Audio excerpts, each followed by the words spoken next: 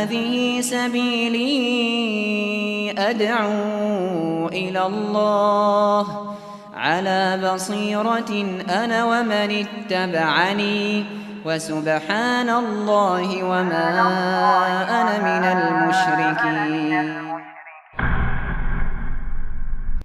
Assalamualaikum warahmatullahi wabarakatuh. Alhamdulillahilladzi hadana lihada wa ma kunna linahtadiya laula an hadana Allah. Wa ashhadu an la ilaha illallah wahdahu la syarikalah wa ashhadu anna Muhammadan abduhu wa rasuluh. La nabiyya ba'dah wa la rasula ba'dah, amma ba'd. Pentingkah akhlak yang mulia? Sungguh akhlak yang mulia merupakan salah satu ibadah yang sangat agung di sisi Allah Subhanahu wa taala dan mendapat ganjaran yang sangat besar di hari kiamat kelak. Dan sebagai makhluk sosial, tentunya kita bergaul dengan yang lainnya, entah itu secara langsung ataupun melalui internet atau media sosial. Maka ketika kita bergaul, hendaklah kita bergaul dengan akhlak yang mulia, karena Rasulullah sallallahu alaihi wasallam bersabda, disebutkan di dalam hadis yang mulia, an Abi Dzarrin qala li Rasulullah sallallahu alaihi wasallam, ittaqillaha haitsu ma kunta wa atbi'is sayyi'atal hasanata tamhuha wa khaliqin nasa bi khuluqin hasan. Rawahu Tirmidzi. Dari Abu Dzar radhiyallahu anhu, ia berkata, Rasulullah sallallahu alaihi wasallam pernah bersabda kepadaku, bertakwalah kamu kepada Allah di mana saja kamu berada, dan ikutilah setiap keburukan dengan kebaikan yang dapat menghapuskannya, serta pergaulilah manusia dengan akhlak yang baik. Hadis riwayat Tirmidzi. Dan terlebih lagi kita sebagai umat muslim, hendaklah kita menahan diri dari perbuatan fasik.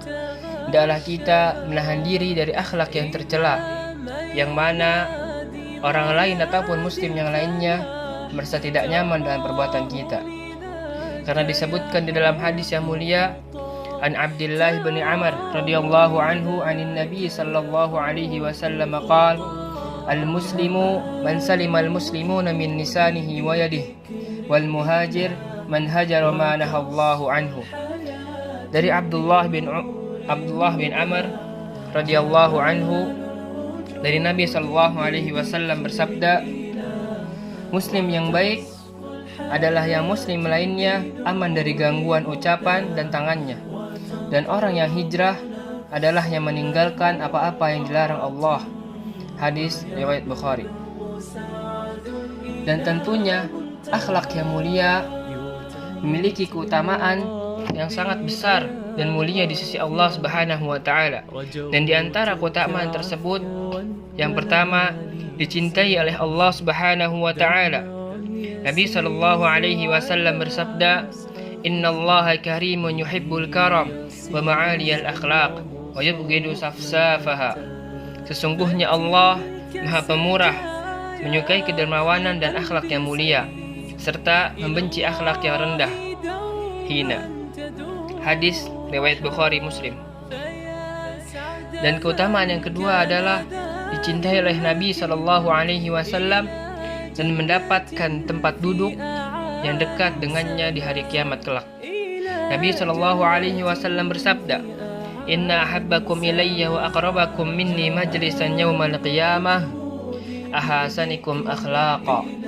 Sesungguhnya di antara orang yang paling aku cintai dan yang tempat duduknya lebih dekat kepadaku pada hari kiamat ialah orang yang akhlaknya paling bagus. Dan keutamaan yang ketiga adalah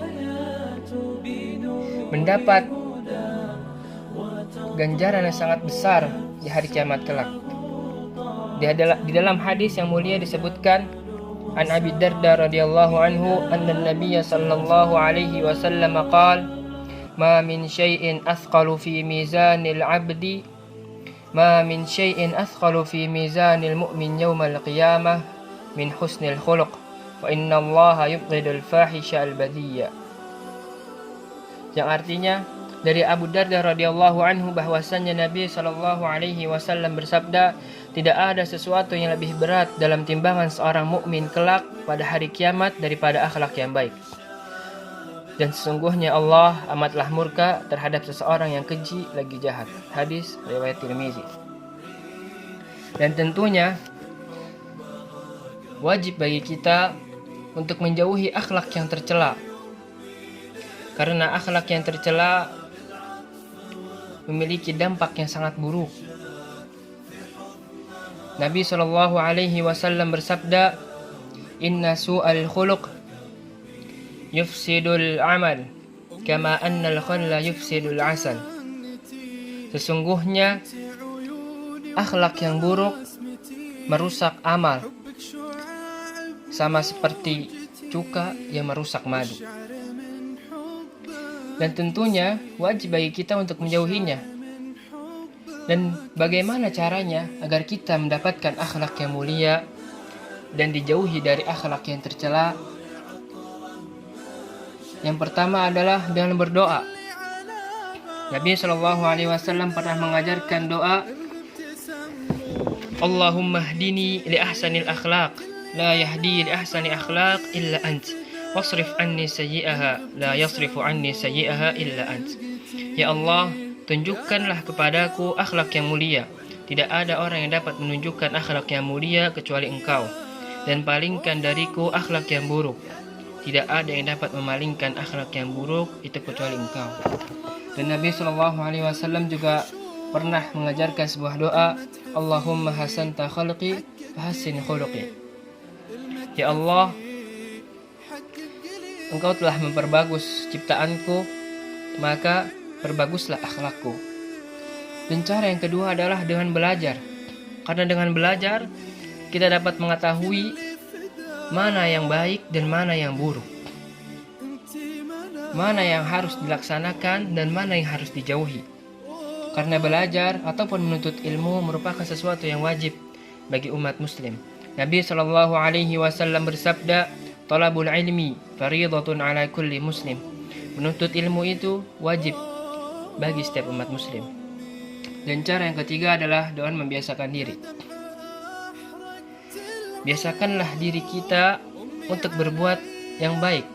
Apabila kita ingin diri kita menjadi lebih baik dari sebelumnya, hendaklah kita membiasakan diri dengan hal-hal yang baik, dengan hal-hal yang positif. Misal, ketika kita malas membaca Al-Quran, maka hendaklah kita membiasakan diri membaca Al-Quran setiap hari, entah itu 5 menit, 10 menit, setengah jam, ataupun lebih. Mungkin ketika kita mengamalkannya terasa berat, namun insya Allah dengan berjalan seiringnya waktu, sesuatu itu akan terasa ringan dan menjadi kebiasaan kita yang baik. Dan cara selanjutnya adalah mengetahui kekurangan diri kita atau introspeksi diri. Salah satu cara untuk mengetahui kekurangan diri kita adalah dengan mencari teman yang baik. Karena teman yang baik dapat menuntun kita ke surganya Allah Subhanahu wa taala, dan teman yang buruk dapat menyeret kita ke dalam nerakanya Allah Subhanahu wa taala, wal iyadu billah. Karena teman yang baik adalah teman yang mengingatkan kita ketika kita berbuat salah dan menasihati kita dengan nasihat yang baik.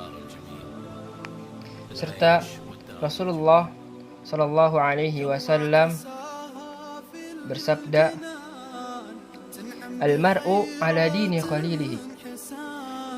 Agama seseorang tergantung pada agama temannya. Dari hadis ini kita mengetahui bahwasannya hendaklah kita mencari teman yang baik yang dapat menuntun kita ke surganya Allah Subhanahu wa taala dan menjauhi kita dari nerakanya Allah Subhanahu wa taala. Wabillahi taufiq wal hidayah. Wassalamualaikum warahmatullahi wabarakatuh.